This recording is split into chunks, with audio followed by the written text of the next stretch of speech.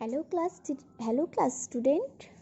बच्चों, आज मैं आप लोगों को हिंदी टेक्स्ट बुक पढ़ाऊंगी। तो बच्चों, आप लोग अपना अपना बुक निकालो। कौन सा book? Hindi Surbhi for class 5।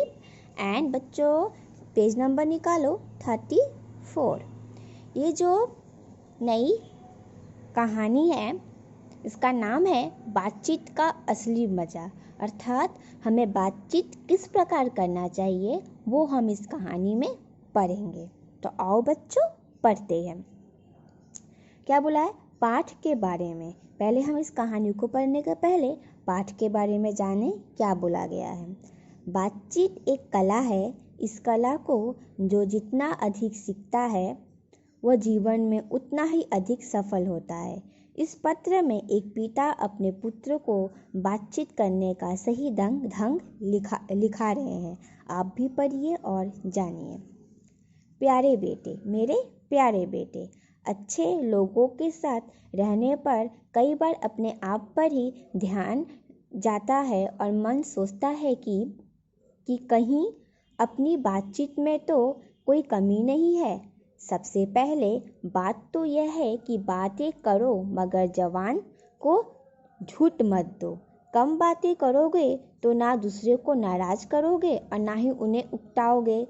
दूसरी बात यह भी है कि बातें करते करते अपनी कहानी ना कहने लगना।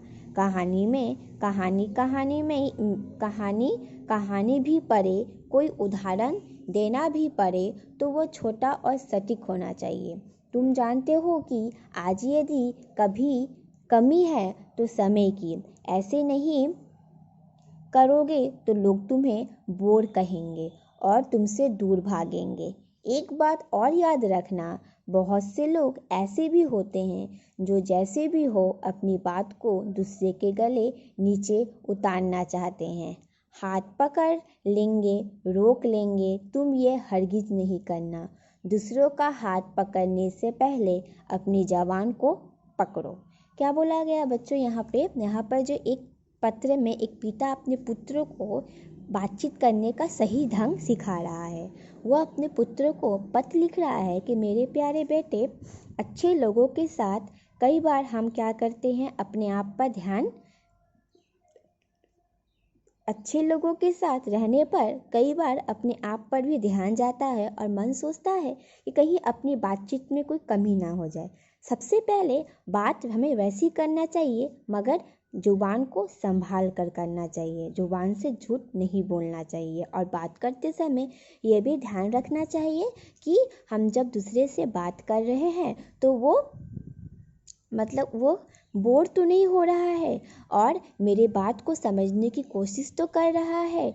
बात भले ही छोटा हो लेकिन सटीक होना चाहिए। ठीक है, दूसरे को बोर नहीं करना चाहिए। उसके बाद है, मेरा एक मित्र था जिसे बोलने की बीमारी थी। उससे सभी लोग कतराते थे, फिर भी वो किसी न किसी को पकड़ ही लेता और मन में जो कुछ भी होता उसे पूरा का पूरा उगल ही चुप होता। इससे बढ़कर कोई असभ्यता नहीं।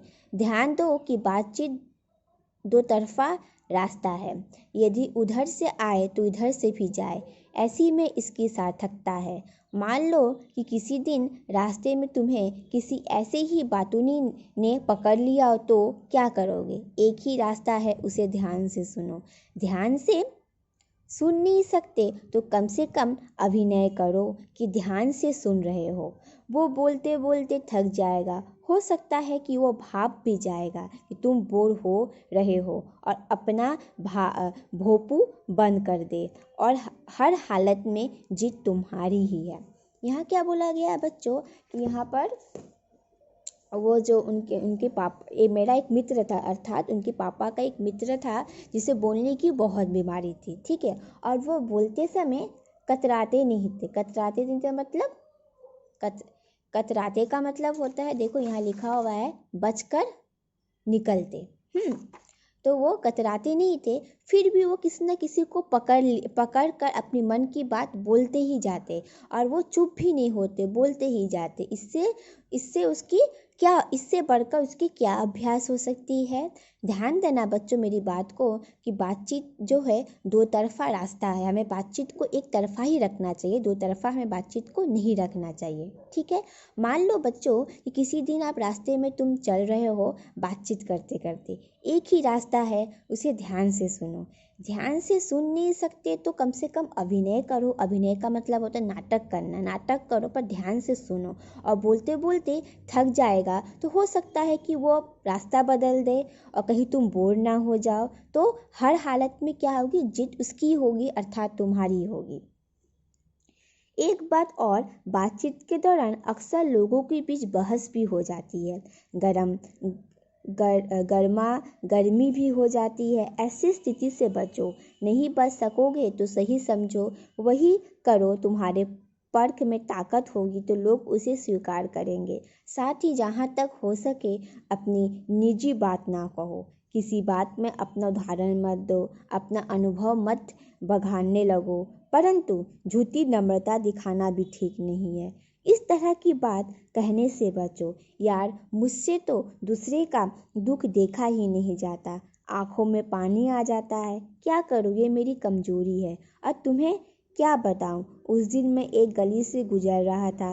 रास्ते में एक बेचारा भिखारी पड़ा था, ठंड से कांप रहा था। उसे देखकर मैं रो पड़ा। मैंने अपना कोट उतारा और उस भिखारी को दे दिया। आदि सच्ची बात भी हो तो भी लोग इसे झूठी समझेंगे, कुछ ऐसी तुम्हारी मूर्खता भी कहेंगे। दूसरों की प्रशंसा पाने की कोशिश करने वाले लोग ही इस तरह की बातें करते हैं। इसलिए अपने बारे में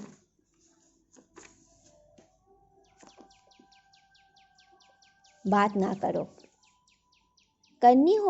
करनी ही पड़े तो ऐसी नहीं लगना चाहिए कि तुम प्रशंसा चाह रहे हो। तुम जैसे हो, तुम्हारा चरित्र जैसा है वो सामने आ जाएगा। तुम्हें तुम्हारे कुछ कहने ना कहने से कोई फर्क नहीं पड़ता। ध्यान देने लायक एक बात और है, जो कहने की बात ना हो उसे जुबान पर लाने की जरूरत ही क्या। लाओगे आधा, कहोगे आधा, चिपकाओगे तो तुम्हारे प्रति लोगों का विश्वास खत्म हो जाएगा। किसी का कोई भेद जानते भी हो तो उसे अंदर ही रखो। चुगलखोरी और दूसरों की निंदा से बचना चाहिए। निंदा करना भी चोरी या डाके से कम खतरनाक अपराध नहीं है। चोरी में दूसरों का धन लूटते हैं, निंदा में दूसरों का चरित्र हनन करते हैं।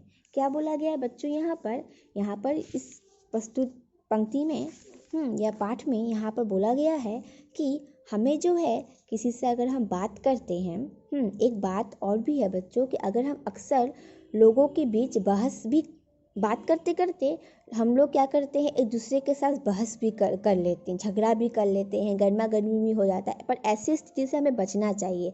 और अगर नहीं बच सकते तो सही समझो कि वही करो।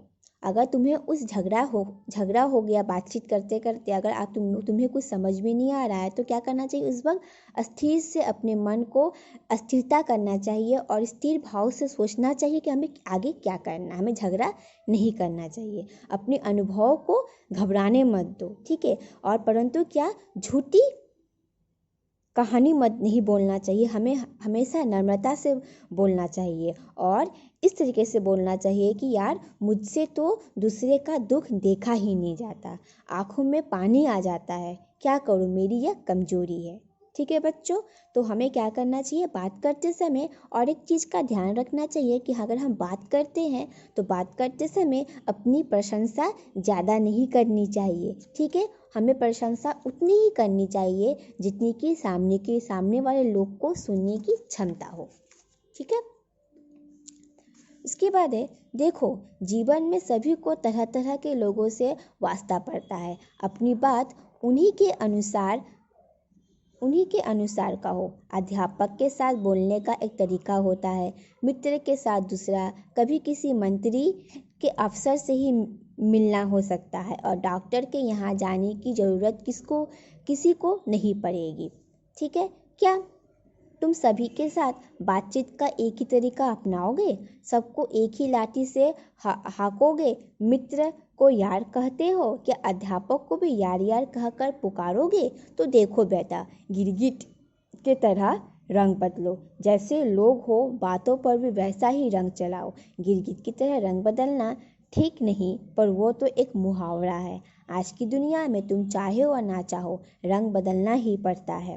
एक बात और कहकर यह पत्र समाप्त करता हूँ। बातों के दौरान अनेक लोग, खासकर तुम्हारी और के बच्चे, कसम खाने लगते हैं। यदि याद रखो कि इससे बड़ी असभ्यता कोई नहीं। मित्रों की जिस मंडली में ये सब होता है उसे छोड़ दो। उनका साथ करना अच्छा ना होगा।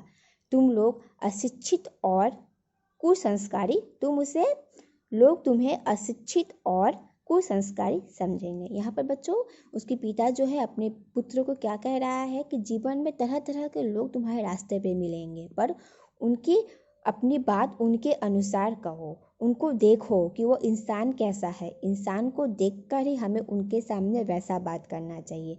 क्योंकि जैसे हम अपने दोस्तों से यार करके बात करते हैं, यार क्या कर रहे हो, नहीं कर रहे हो, इस तरीके से बात करते हैं। और अपने अध्यापक से अर्थात अपने टीचर से हम अलग तरीके से बात करते हैं। तो अर्थात हम इंसान देखकर हम तरह तरह के बात करते हैं।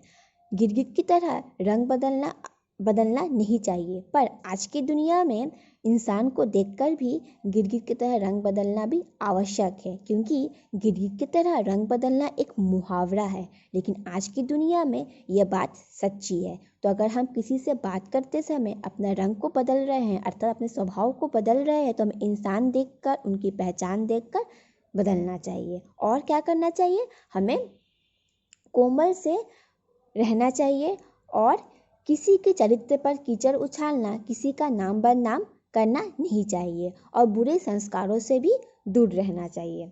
पत्र थोड़ा लंबा हो गया, पर लिफाफा बंद करूं इससे पहले एक बात और कुछ भी बोलूं कि क्या बोलूं?